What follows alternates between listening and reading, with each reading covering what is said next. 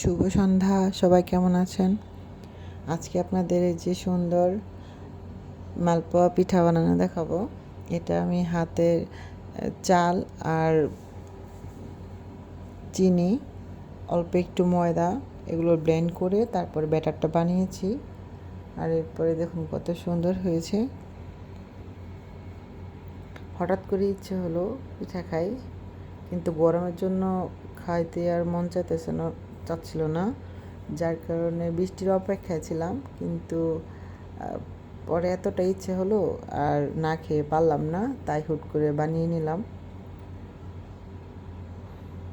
এটা তো সবাই পারে, তাই আর রেসিপিটা দিলাম না, শুধু দেখেন কীভাবে সুন্দর করে বানাচ্ছি।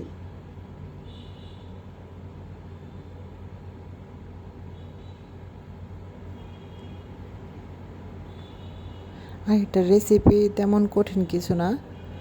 আতপ চাল, বাতাব চালের গুঁড়া আর সাথে চিনি বা গুড় যেটা দেন, অল্প একটু ময়দা দিবেন, তাহলে সব একসাথে ব্লেন্ড করলেই বা ভালো করে মিক্সড করলেই হয়ে যায় এটার ডোটা। যারা পিঠা বানাতে পারে, রান্না বান্না জানে, তারা মোটামুটি সবাই পারে। আমি আগে পারতাম না, কিন্তু এটা শিখেছি কিছুদিন আগে, এখন পারি। আগে কখনো চেষ্টা করিনি, সেভাবে সাহস করিনি আর কি। এখন মোটামুটি হয়।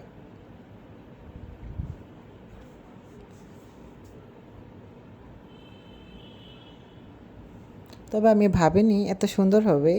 এটা ভালোই সুন্দর হয়েছে।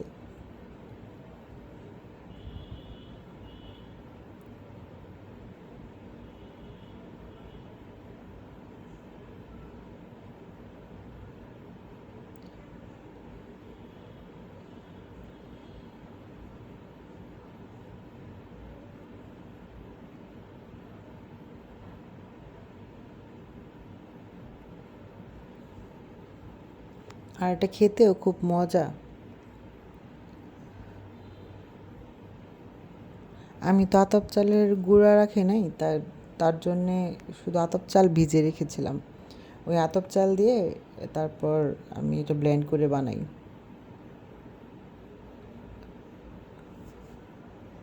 একটু ময়দা দিলে সাথে এটা নরম হয় আর কি, বা অল্প একটু গরম জলও দিতে পারেন। এ দেখেন কত সুন্দর হয়েছে। প্রথম দু একটা পিঠা নষ্ট হয়, তেমন ভালো হয় না, কিন্তু বাকিগুলো পরে ঠিক হয়ে যায়।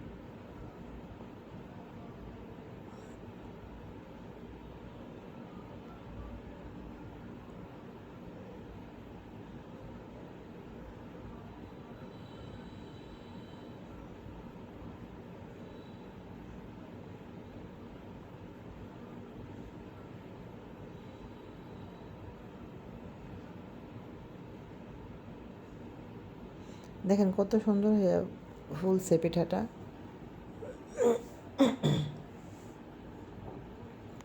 একদম বলের মতো।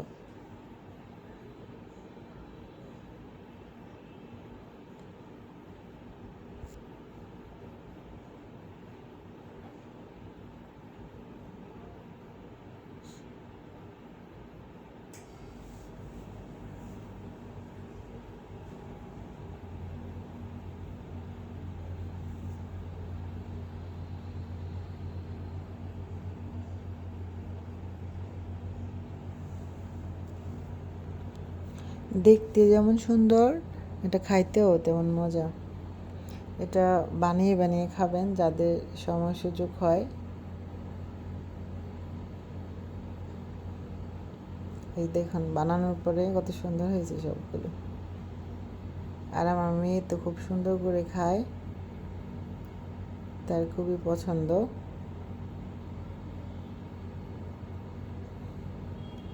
যে সে পিঠা খাচ্ছে আর কার্টুন দেখে, তার আবার ভালো লেগেছে পিঠাটা।